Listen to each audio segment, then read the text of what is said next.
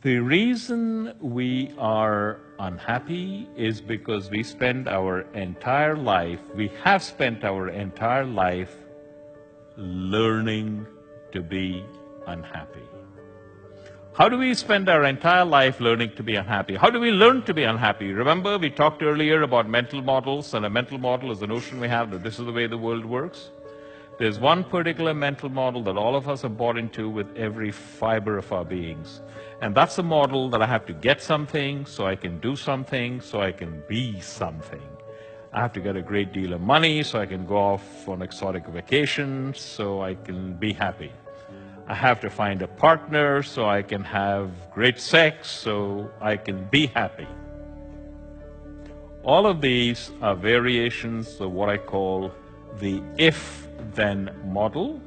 And the if-then model basically states, if this happens, then I will be happy.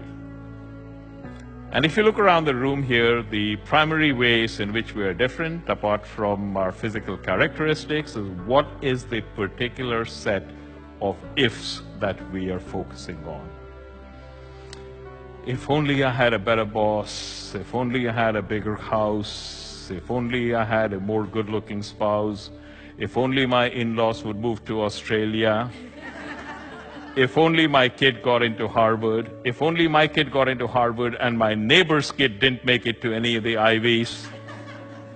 If this happens, then we will be happy. Wrong. The if-then model is fundamentally flawed. We don't recognize that it's flawed, so we believe in it. And when we find it doesn't work for us, we say, I put the wrong item on the if side of the equation. I thought if I got married, I would be happy. I now recognize I married the wrong person.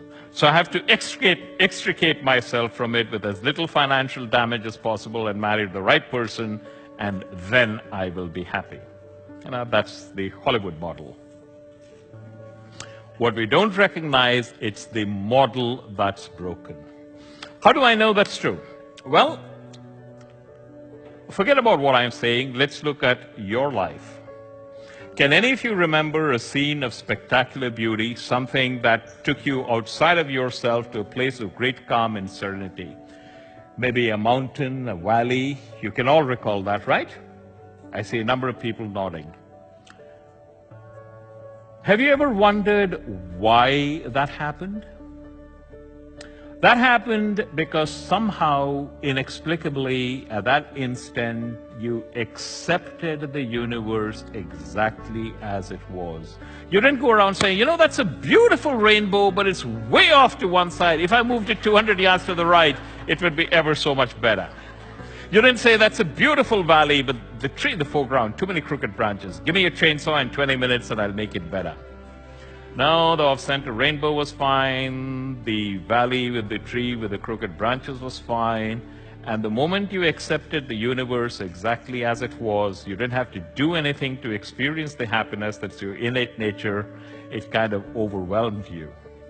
And I'm suggesting to you right now that your life, with all of the problems you have, your life with all of the problems you think you have, is every bit as perfect. But you are striving with might and main to fight one or more aspects of it.